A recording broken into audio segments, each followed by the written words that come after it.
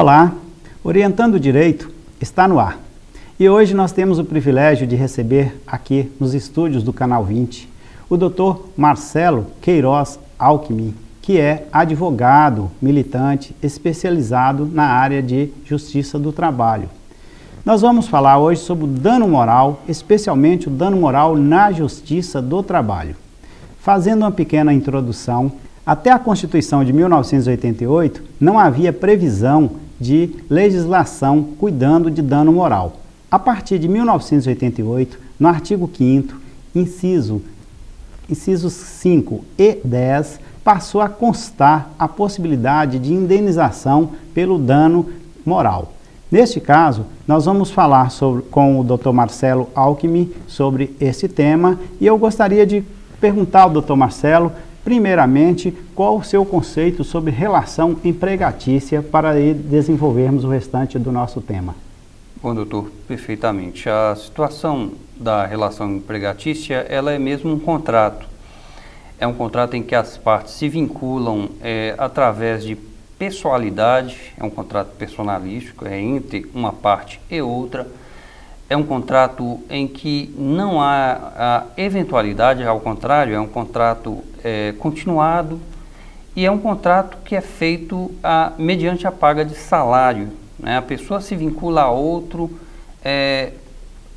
num trabalho direcionado por esse outro e, ao fim desse trabalho, tem a sua remuneração. Essa contratação, ela tem um fundamento histórico, onde é encontrada na razão da capacidade de um vender a sua força de trabalho e outro, que tem o capital, gerar lucros, gerar dividendos através dessa contratação. Doutor Marcelo, nessa relação de patrão e empregado, muitas vezes há algum modo de tratar o empregado que causa a ele uma ofensa, ele se sente ofendido. Ele tendo alguma prova de que aquele comportamento do empregador lhe é ofensivo, está lhe causando um dano. Esse dano não é físico, ele apenas fere a sua moral. Para os atuais trâmites da lei, existe indenização para esses casos. É o caso do dano moral na relação empregatícia. O que você tem a nos dizer? O dano moral, ele não tem a afetação pecuniária. A única afetação que ele provoca é realmente a dor moral, a dor, aquela cota do psique, da situação que toca o interior. Às vezes, para um materialista, essa situação seria bastante, assim, praticamente intangível. Mas, na verdade, quem sofre a afetação moral, às vezes pode ter ali para si um dano que lhe causa uma repercussão tanto maior do que uma repercussão simplesmente patrimonial. O dano, é importante dizer, que ele já é classificado, estudado no direito, ele não é uma situação recente de forma nenhuma, ele já vem sendo tratado pelo direito desde as épocas, desde a antiguidade. Tem exemplo disso no Código Babilônico, no Código de Hammurabi, por exemplo, e nas próprias leis das 12 tábuas.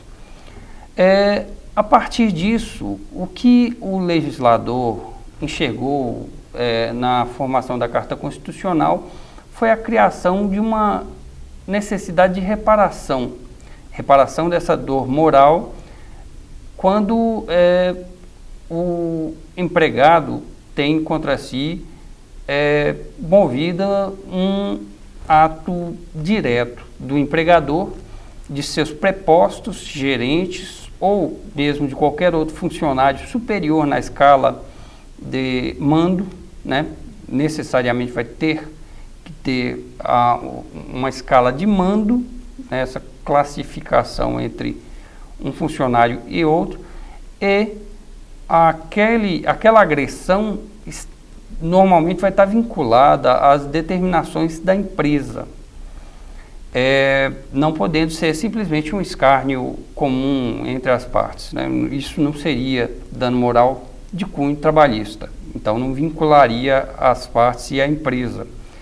Ocorre que, se há uma vinculação ao trabalho, ao labor, aquela situação em que há uma diminuição do funcionário nas suas relações de trabalho, fala-se usualmente de incompetência ou de falta de capacidade para realizar uma certa função, e se fala desmerecidamente ou se propaga isso pela empresa, ou pior ainda, até por fora do ambiente empresarial, isso traz o dano direto, é um dano classificável como dano moral, e o empregado tem, a partir de prova simples do fato, o direito eventual de buscar na Justiça do Trabalho a reparação por isso.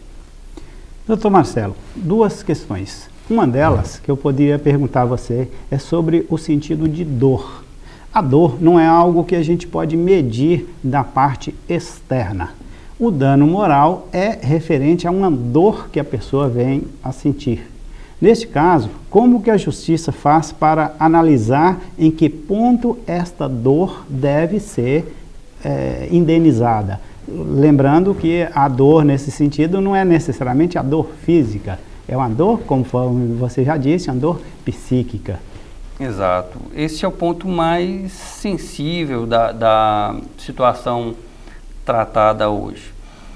A dificuldade maior na quantificação e na justificação do dano moral torna ele, inclusive, um assunto, de certa forma, polêmico.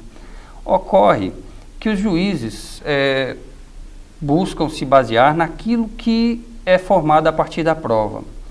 A dor moral, ela tem a específica dificuldade de dizer, porque na quantificação, numa escala, não existe a dor 1 ou a dor 10. Essa dor, ela vai variar de pessoa a pessoa, trazendo realidades distintas de cada um. A quantificação, a valoração das provas, ela é feita através da própria coleta de provas em audiência, e ela objetiva a quantificação, a valoração pecuniária disso. Eu entendo que essa quantificação, ela tem sempre que ser tratada a partir de uma certa razoabilidade.